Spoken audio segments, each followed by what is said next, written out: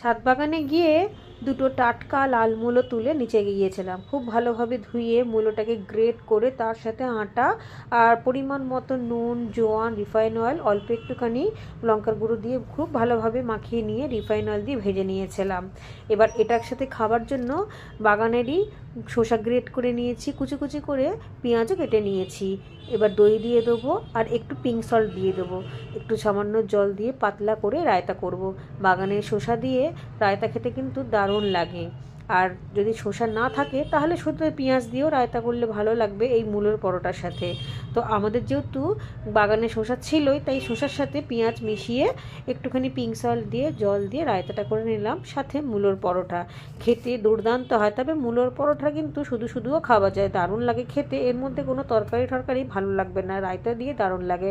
তবে রায়তা যে কোনো রকমেরই হতে পারে, আমি এই রকম আজকে বানালাম, এটা দিয়েও ভালো লাগে।